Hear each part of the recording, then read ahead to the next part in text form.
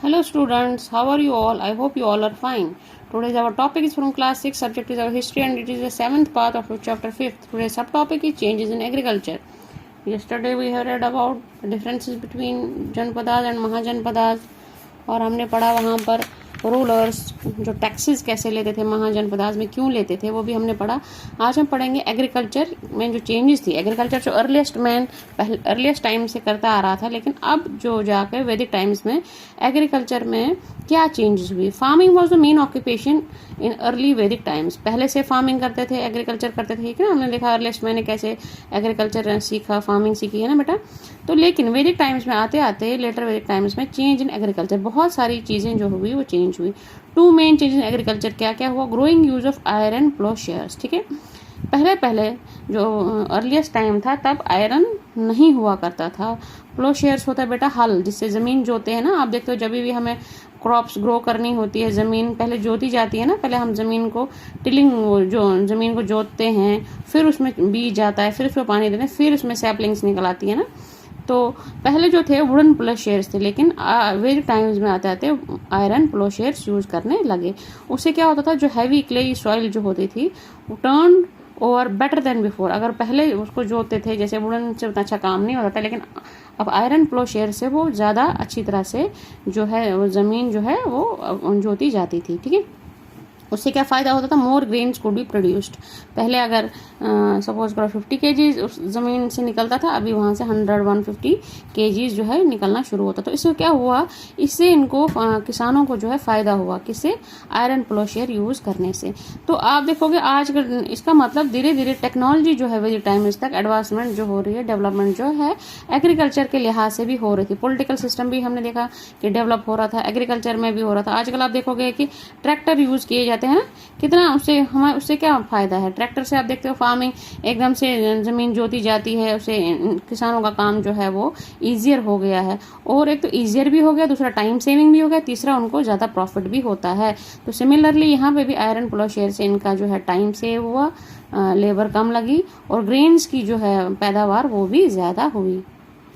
जो बच्चों दूसरा रीज़न था वो था पीपल बिगेन ट्रांसप्लांटिंग पैडी। तो पहले दूसरा जो सिस्टम जो चेंज हुई एग्रीकल्चर में वो थी, वो ट्रांसप्लांट करते थे पैडी को। पहले क्या करते थे, वो स्कैटरिंग सीड्स, पहले बीज जो है वो ज़मीन में इधर उधर फेंके जाते थे, हाथ से ना बिल्कुल खुले में फेंक दिए जाते थे, तो वो स्कैटर हो जाते थे और बाद में धीरे धीरे उसमें से सैपलिंग निकल आती थी, है ना। फिर छोटे छोटे ये जो सैपलिंग्स निकल आती थी उन बीजों से, ठीक है। लेकिन अब क्या होता था, अब ये ऐसा नहीं करते थे, अब स्कैटरिंग नहीं करते थे सीड्स की।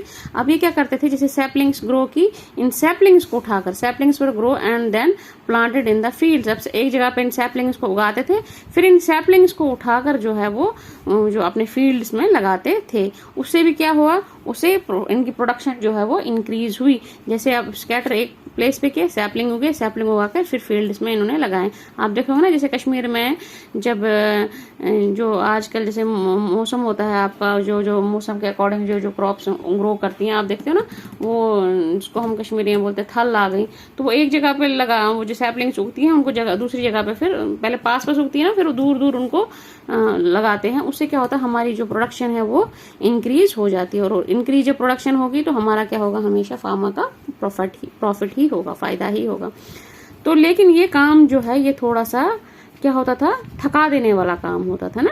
लेबर जो है वो बिल्कुल क्या होती थी, एग्जॉस्ट हो जाती थी, क्योंकि पहले एक जगह पे वो सैपलिंग्स पहले इकट्ठी करना, फिर अलग अलग जगह पे लगाना, तो ये काम थोड़ा सा बहुत मुश्किल होता था। अब राजा तो ये खुद काम करता नहीं ना था, फील्ड में आके वो सैपलिंग्स लगाता था। ये कौन करते थे बेटा, स्लेव मैन एंड वुमेन, दास एंड दासीज, landless agriculture labourers had to do this job.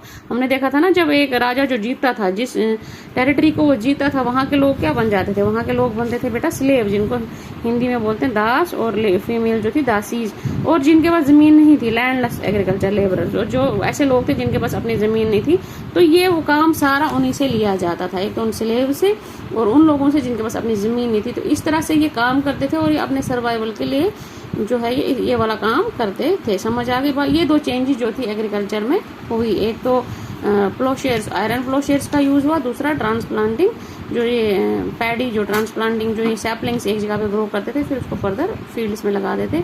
इन दोनों चीज़ों से इनकी क्या हुई, इंक्रीज इन प्रोडक्शन और प्रॉफिट जो है वो ज़्यादा हुआ। हालांकि ये थोड़ा सा टायर्ड सा वर्क था, लेकिन इससे इनको लॉन्ग रन में प्रॉफिट हुआ। ठीक है, यहाँ पर बच्चों ये टॉपिक कंप्लीट है। Stay home, stay safe, thank you.